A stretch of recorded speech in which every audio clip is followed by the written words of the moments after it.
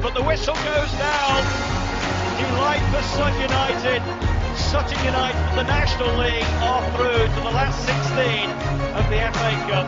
No longer English football's perennial non-league club. A 123-year crescendo reaches a new peak for Sutton United, who are promoted to the Football League for the first time.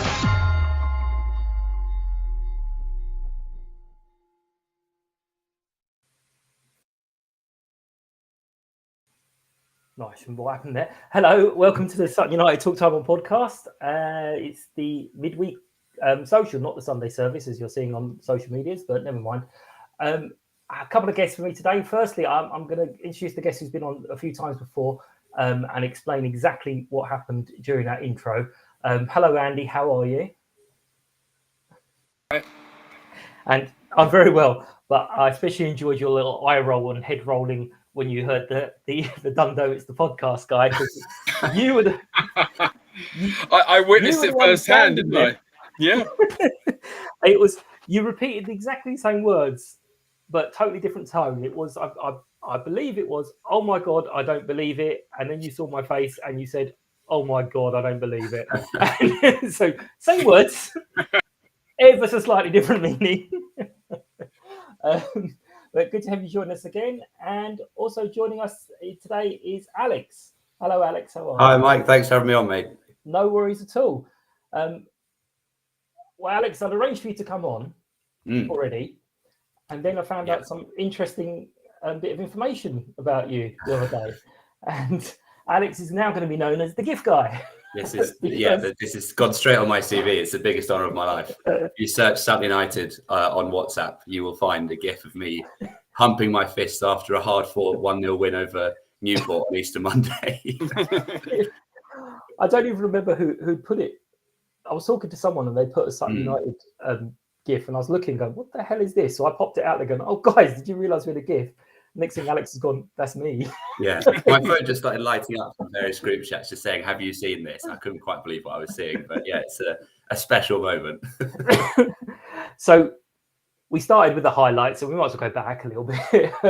Tell us a little bit about yourself and why you support Sutton and how all that happened. Yeah, my family home's been in Cheam for my whole life, so I've obviously been really close to Sutton and the ground, and it's my local team. And as it's so hard to get Premier League tickets, throughout my childhood, and still is the case now, that my dad has often taken me down to Sutton United from a young age, and that's obviously developed my love of football generally, and also the way the club's run and the community being part of that's been fantastic. And then as I've sort of got a bit older and gone with his mates, and you start to get to the point when you're in your teenage years and you get old enough to have a drink before the game, and you're having a drink with him and his mates, you sort of feel a bit older than your years, which is quite a nice feeling as a 17, 18-year-old or whatever. And then since then, obviously, with the FA Cup run a few years ago, that was a big part of getting some of my mates involved in it as well. And being a season ticket holder for a few years now.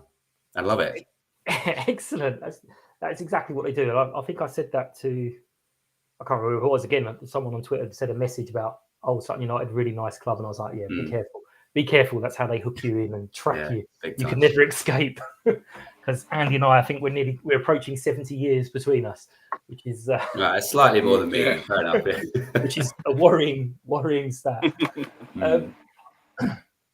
But we've got quite a bit to talk about with the Crawley game.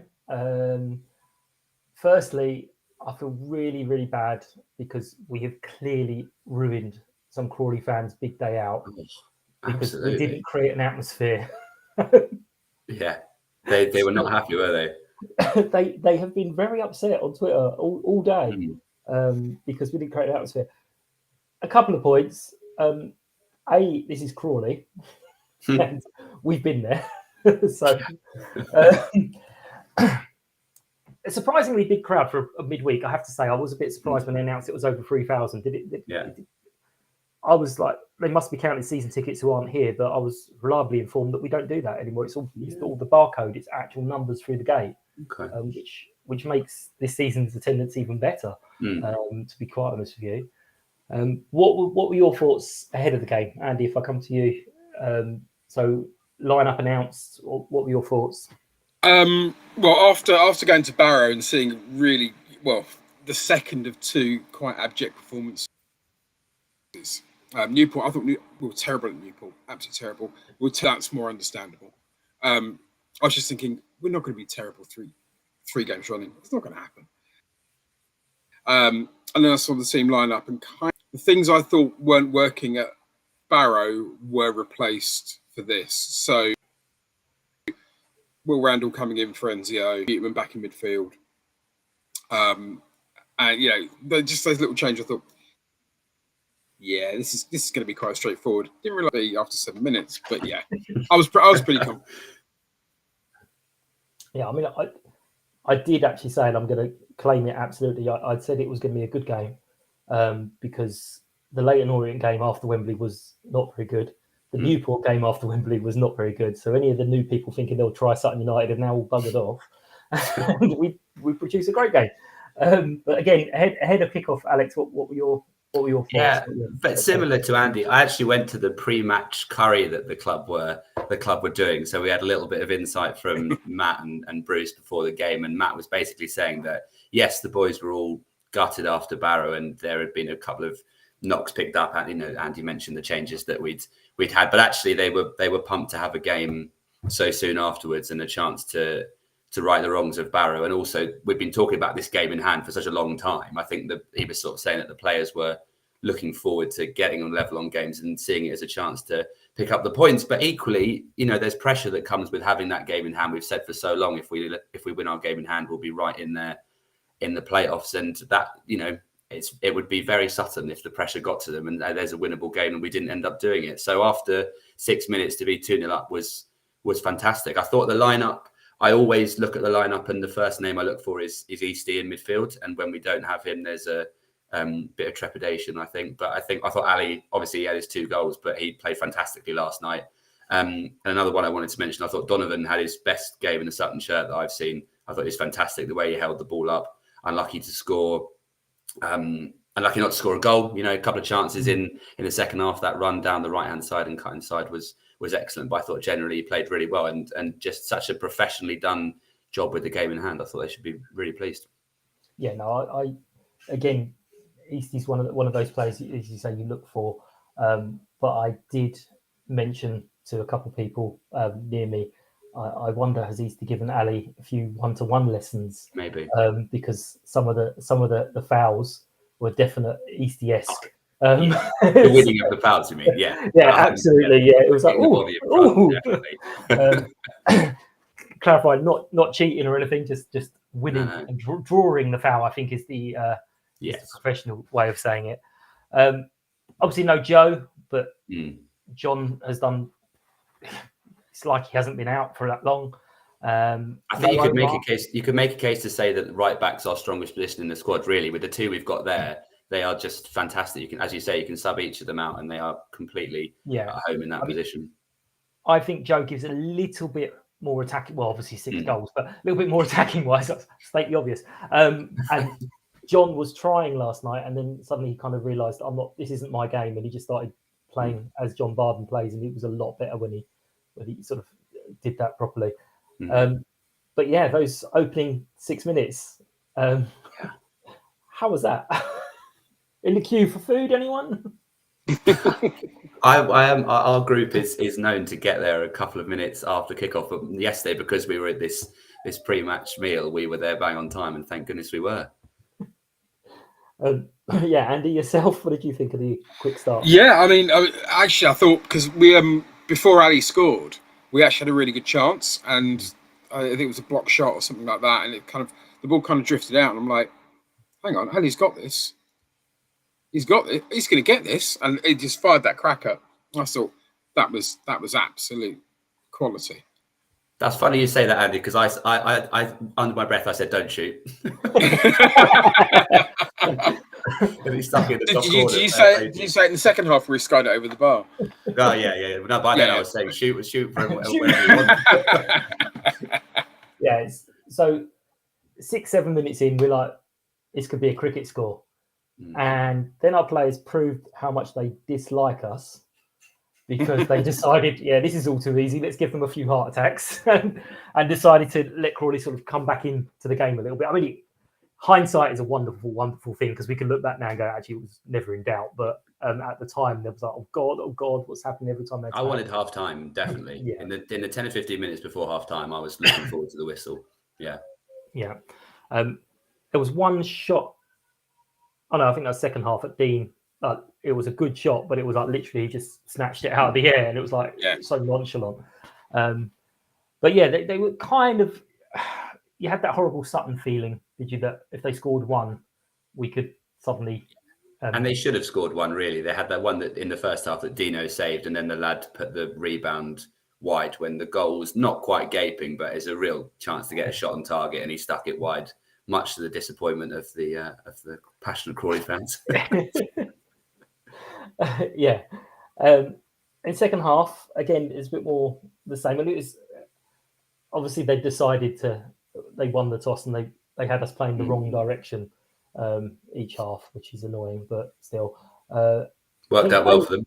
He did, yeah. I think Dave had a great chance for them. Yeah. I was like, what is he doing? But yeah, again, he had another one of those nights where just tiny bit off. No, he had a good game, but if it was tiny bit fell for him a bit better, he could have had an absolutely outstanding game. He was everywhere again. But again, when Ali scored, a couple of minutes before Ali scored, I turned to Josh, my nephew, and said, right, that's it. We scored twice in the first 6 minutes. We'll score twice in the last 6 minutes. And then he scored, and Josh is looking at me like this. I'm like, honestly, I'm not really. Ali could have had a hat trick. Ali could have had a hat trick, and with that one he missed just before he scored, and he also could have stuck one in our own net as well with that one that bounced off his thigh from the corner and just looped over the bar. He could have been 3-1 by himself. Yeah, absolutely. But I thought it was a nice touch that when he scored, they let off a little flare for us. Yeah, that was nice. Yeah. Oh, that was funny. Yeah, bringing the flare down and then deciding to use it in the 85th minute when you haven't scored any away to Sutton. It's taking the same on the coach. Yeah. The consensus was my mum will never let me have this in the house. I'm letting it off. But yeah, no. Overall, it was again hindsight, but an excellent performance. Just what you would really want. 2 nice early goals. I actually think overall it was a good game. It was a good performance by us, but Crawley didn't play badly. We were certainly the better side of the day, but it actually was quite an entertaining game if you're a neutral watch. I agree, and I think that's the best we've passed the ball in a game for a while. You know, I thought there were moments in the Mansfield away where we did it well, but I thought the ball retention last night was really, really good. And Crawley must be sick of the sight of us when you think of the away game we had down there where that's the one. I think they missed a penalty in the 80th minute, and then we snatched it in the 85th or something to win 1-0. And now they've just come and got battered 3-0. Really, I know you make good points about them having some chances, but equally we had the one where Bennett nearly controlled it and went through, and then we had Will's one in the first half, Donovan and Ali in the second half. We could have had 5 or 6. Really, I mean, we stuffed them, and as I said at the start, to do that with the game in hand, I think is really impressive. Yeah, I think I said on the way out, if we'd scored 6, we could still justify coming away going, we could have got more. So it was a really good performance. Essentially, you mentioned, please. Yeah, well, that'd be nice. The shot that Will had, which was a really good save by their keeper. When you were talking about teamwork, that came off the back of about 7 or 8 passes. It was that would have been, to me, almost probably goal of the season because of the way the team played. It was beautiful. It's beautiful. Yeah, it was very nice. Really good.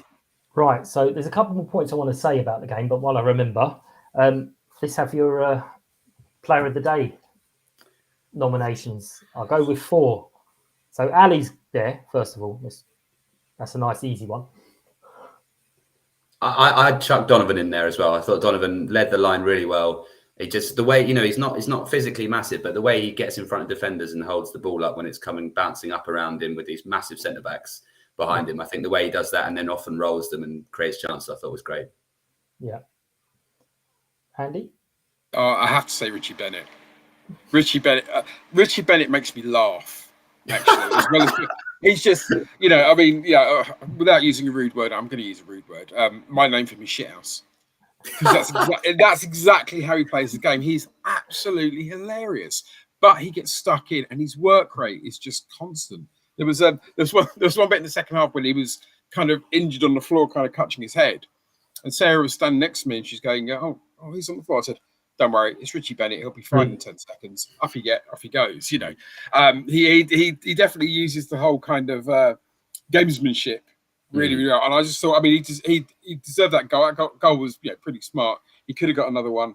He was a constant thorn in their side last night. Yeah, and I think that's a good point. Even when he's not having his best 90 minutes as a whole, he's capable of producing. You know, the flick for the goal, as you just said, was great. And also he won back-to-back headers in the build-up to our third goal, Ali's second goal as well. And it's just that kind of stuff where even if he's not having a brilliant night, he just pops up with things like that and makes things happen, partly because of his stature and his presence, but also he's got as he showed, he's got the deft touch for the way he took his goal was excellent.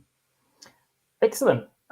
Well, I'm going to chuck the one other name I'd written down was Harry, because he didn't have his best game, and I felt really bad because I was a little bit critical, and then I listened to Matt saying he's ill, and he played the whole 90 when he was not feeling great. So I'm like, oh, okay. So for the fact he got through it and did what he needed to do, and again, being a bit critical is because of the standards, not because he had a bad game. It's just what your expectations are. So I'll stick them out to the pod. I have a sneaky feeling that I know who's going to win again this week, but hey, whatever. I'm going to vote for Donovan. The Harry one's an interesting one because I've got this kind of opinion of where actually sometimes it's not necessarily who is in midfield, it's who is with who. Yeah. And Ali always plays a better game when he's got Harry or Craig Eastman with him. Whenever Kenny's with him, and this is no disrespect to Kenny's ability, he just goes anonymous. And that happened to Barrow. The midfield was kind of lost, and that's why we weren't creating anything. Ali was like a completely different player. Yeah, no, he was getting absolutely stuck in everything. I just think it's the combinations, and it's you say that about up front, how you'd never really try and play Omar and Richie together or Tanto and Donovan together, because actually it's about the combination of the two. And I thought that combination worked really, really well. I can see why with Harry. Yeah. What would your ideal centre mid partnership be then, Andy? Would you? Because I mean, I love Harry. I think he's as you say, he tries so hard every game. He's good on the ball. Yeah. Kenny's obviously a complete trier as well. Put him in that category. But I'm excited next season, injury permitting, to see more of Eastie with Ali together. I think they're just both so technically good on the ball. What do you feel about that? I think with me, I still think it's Eastman and Harry. The weird thing about Harry's had a really, really funny season, apart from obviously the massive injury layoff. At the start of the season, he wasn't playing very well because Matt kept playing him out wide. Yeah. He was playing him as a wide player. And Harry isn't naturally a wide player. And he just kept, you could see it, kept drifting out. Remember at the Scunthorpe game, every attack Scunthorpe were on that side where Harry was, because Harry just kept drifting in, kept giving him the space. As soon as you put Harry in midfield, he's like a dynamo. So I still think it's for me, it's the centre midfield is very much like the defence. It's like, Louis, Ben Goodliff, but then if one of them's not available, Kobe Rose, an excellent replacement. For me, it's still Craig, Harry, and if one of those not available, Ali. And we've seen this season and most seasons that are really the importance of having the squad, haven't we? You know, with all the injuries and the fixture congestion in League Two and hopefully League One, gents. Oh, am I allowed to say that? Now we're talking. Well, yeah, that leads me. There was one other little point. Obviously, had a bit of fun teasing the Crawley fans, but there was reports that some of the young uns were throwing bottles and stuff, which clearly is not funny. As I think the Sutton Youth Twitter account said, it doesn't make you look hard; it makes you look a div because there's a fence in between. And also, let's please remember that loads of us have to walk through the park past all the opposition fans as they're going to the train station. So let's not create any tension as we have to walk through them. That is selfish, but there's lots of us there. But we're going to move on to, because you obviously mentioned the possible chance of League One. We're going to move on to... I waited 20 minutes before I mentioned it, Mike. Yeah, no, it's very good. It is a point I wanted to make. And at the moment, lots of people are putting up screenshots of the table and they're cropping it at position 7.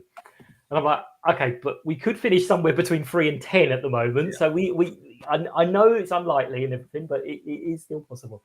But we're just going to quickly move on to Saturday's game against Bradford. And Tom from Bantam's Banters here. Hello, Tom. Nice to see you again. Hello. Hi, guys. Hi, Tom. Hi, Tom. So I've just seen a message from, sorry, I've forgotten the names of them, the lower league look team. And they said that they've got us to win the playoffs. So if we beat them on Saturday, it's because you let us. So yeah, I mean, yeah, at this point, yeah, I'm not really bothered. You can just beat us, it's fine. Couldn't care less. Just want the season to end, and we want a full season. He's doing really well. It's like it was such a random appointment. Like the fact that the chairman, when he got the email, he found it in his junk folder, and then when he got it, he thought it was a spoof. He thought it was like a Bradford City fan winding him up, saying, "I'm Mark Hughes, I want," and he just kind of half ignored it. And then when he realised it was actually genuine, he couldn't believe it. You know, if Mark Hughes has only ever managed Premier League teams, applies for the vacancy, and when you're in League Two, you just take it. You don't really interview anybody else. You just take it. Yeah. It was unbelievable, and we needed that. It's just been so bad this season. It's been terrible. Like I've been sat here listening to you guys talk for 10 minutes about your midfield problems and who's good enough to play in midfield, and I'm thinking, I'd love to have that issue. I'd love to be able to choose two midfielders. Bloody hell. we honestly. And I don't mean to pile it on, but we weren't talking about who's good enough. We're talking about of the four, which is better than the others, because even the two that we said were not working so well together, they're still pretty good. Yeah, it says it all, really. It says it all. Great appointment. It's one of those FIFA games. You're choosing between someone who's 85, 86, and 88, and 89. We don't have that. We don't have that. We have one player who's in his 80s, maybe, and then. But look, listen, it's going to be a lot of big changes. He had a chance. He's obviously coming outside of a transfer window, so he had a chance to sign anybody. He knows who he's going to keep, and we all City fans, I can speak to everybody, we want this season to end just so we can really have one full summer of Mark Hughes signings and then into next season. We needed it though. The previous manager, Gary Bowyer, depressive, such a terrible, boring, depressive manager, and we needed someone that were going to get the fans back on side. Not another boring appointment. So Derek Adams, we're terrible. Gary Boyer's been terrible. I mean, he's taught me not a succession of managers have been terrible for us recently, but hopefully Matt Hughes will change that. We'll change that. Yeah, well, his appointment has had one little thing. I was chatting to a Fulham fan at work today, and I just mentioned, it's going to be a bit weird because we're going to have Mark Hughes on the touchline. He suddenly looked up and went, "Why is Mark Hughes managing the Bradford?" And I said, "Oh yeah, you got a point." He said, "He left us because the club didn't match his ambitions." They haven't got a game on Saturday. We're ambitious, so it's not very good. We might have a few extra Fulham fans coming to say hello to Mark Hughes on Saturday. So yeah, maybe, yeah. If they're listening, it is all ticket, and for the first time in Sutton, you've got to buy in advance. So if anyone is listening, make sure you get your ticket in advance because there won't be any on the day. Apparently, yeah, so it'll be a good. I think is that our second to last home game, something like that. So, to be honest with you, I stopped taking notice at the table. I mean, I genuinely don't even know where we are in the table. I've got it in front of me, Tom. You're 16. Don't tell me. I don't want to know. And crucially, you're safe from Alderman Scunthorpe. Yeah, I knew that much. Yeah, I know where you guys are though. You're on. You're just on the edge, aren't you? A few points off Swindon. I know that much. So I'd much rather be in your position. And I just can imagine if you got promoted into League One. Well, I tell you what. Fair enough. I think you can see the reaction there because all three of us didn't know what to say. All just shook our heads. I think some of us still haven't realised we're in League Two yet. Yeah. The wider football community will love it because it will stop everyone having freaking conversations about attendances. Yeah, of course. Yeah, they'll have something to deal with. So. Yeah, they've got to do it. Yeah. No, look, you're there for a reason, and obviously you deserve it. We'll be a different beast on Saturday. I'll tell you that much. So we've definitely, since Derek Adams, very boring, very negative, very defensive. Mark Hughes is all out attack. So he's playing all the attacking players at once. It's like he just wants to try and see us score goals. So it'll be a very, very different beast on Saturday. I think it'll be a tougher game for you than last time you played us. So yeah. It's 4-3 Sutton then, Tom.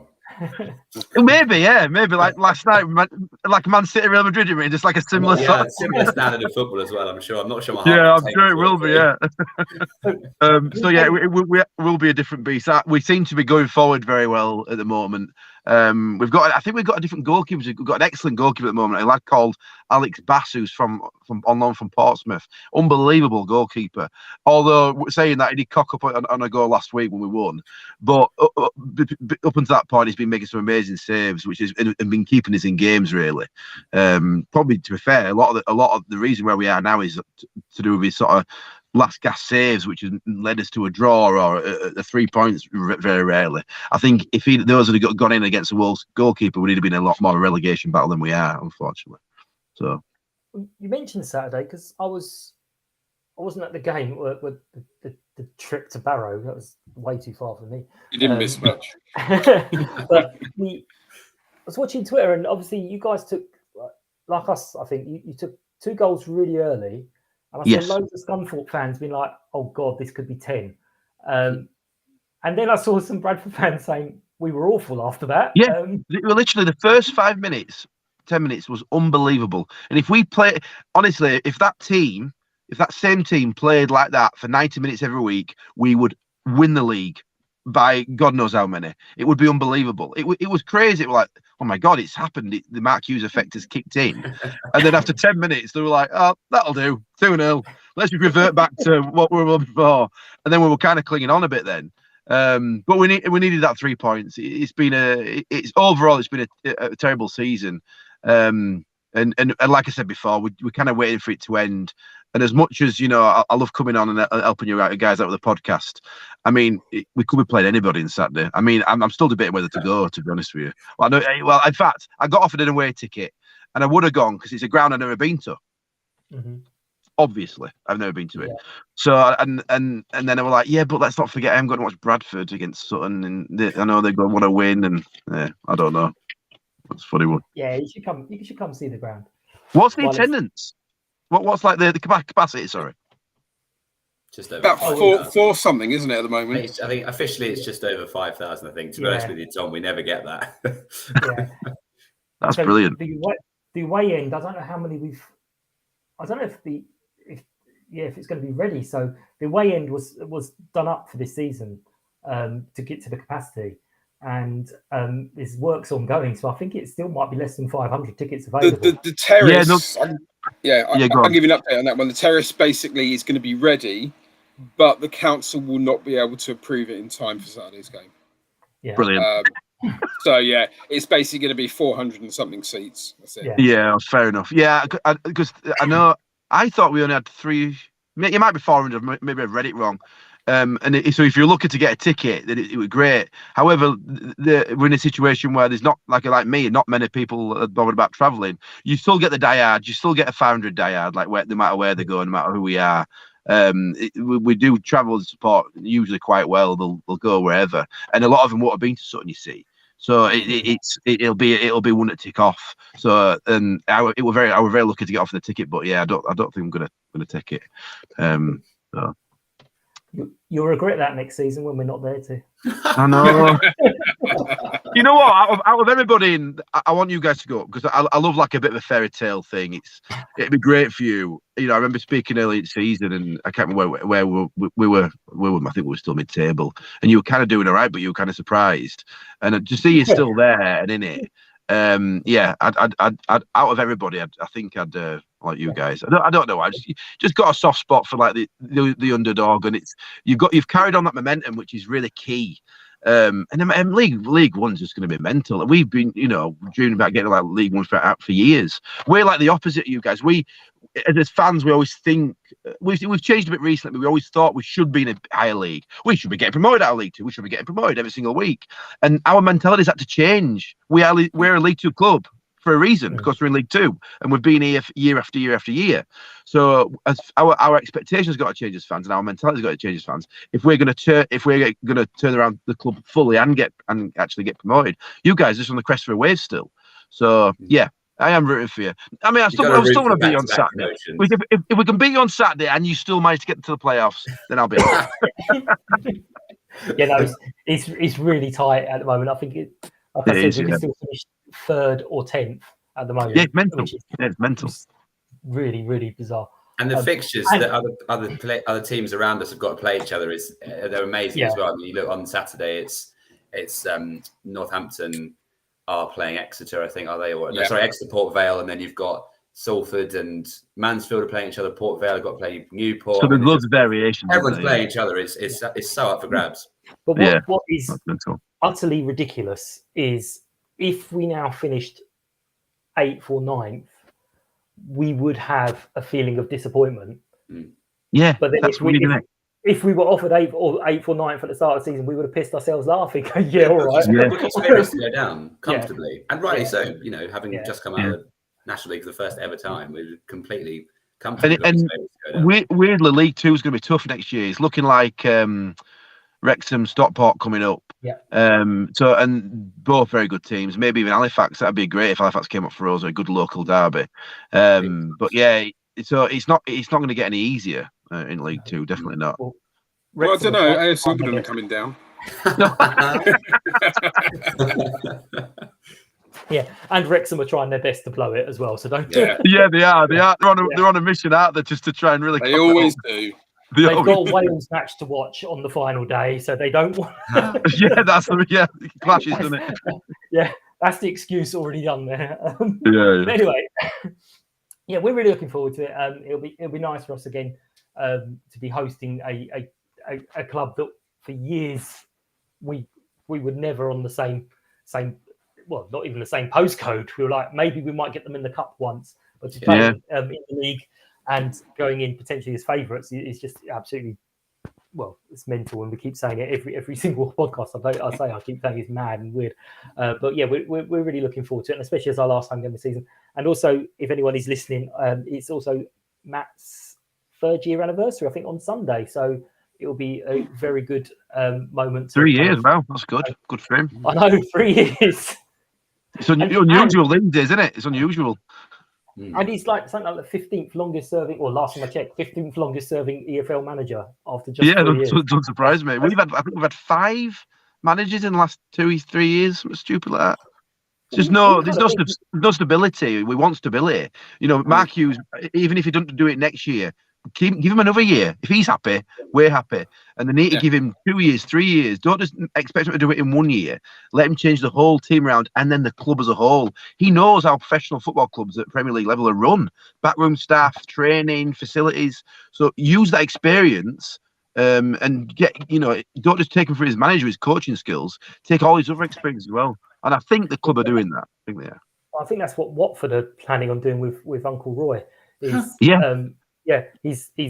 ancient, and they're like, actually, you know what? We need to maybe stop with his football coach business, move him upstairs, and get him to put a blueprint down for the next 20, 30 years. Down to football and stuff. But he knows what he's doing. Use that. Let's not just worry about the coaching. But to us, Matt, 3 managers a season, Watford as well. Last 5 years. But Matt, to us, is just kind of getting started. So when you kind of go, this is a project that's going to go on, and you see, well, hang on, all these other clubs, like you say, 5 managers in 3 years. To us, that's mental. It's just stupid. Stupid. Yeah. But anyway, other clubs can hang on to him. Yeah, other clubs keep doing that. Just leave Matt alone. We'll be grand. Under the radar. Yeah, absolutely. Yeah, we're just a small team. You don't need any of our players. And Ali, if you're still listening, you need to stay at the club for at least 5 years to develop. So just Great. I'm making notes here, by the way. I'm gonna wrap it up there, gents. Unless anyone's got anything they have a burning desire to add to it. No, excellent. I feel like I'm at work going any other business. We can shout the end of season party after the awards after the game on Saturday. If anyone wants to come down to the club, there's the end of season awards with the players. And absolutely. That as well. And this one you don't have to actually book. You just rock up. Turn up, isn't it? Yeah. Just rock up. That's another reason we can get you down, Tom. We can get you down. I might be tempted to go, take that ticket now after that. Yeah, just rock up. And it's a very good spot that you can stand in where all the players walk through. And you stand right there, wasn't there, Andy?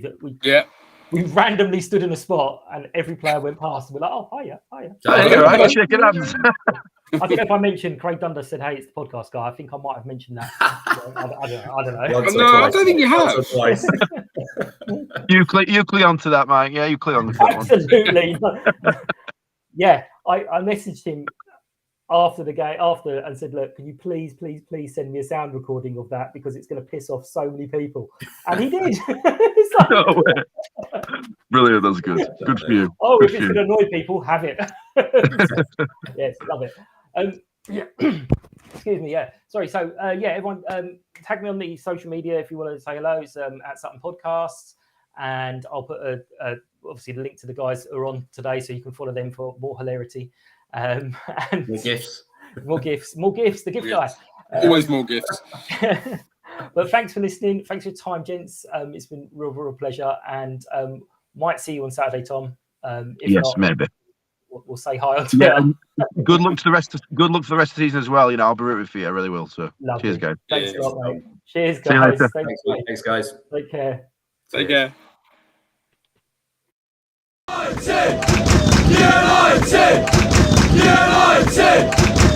United!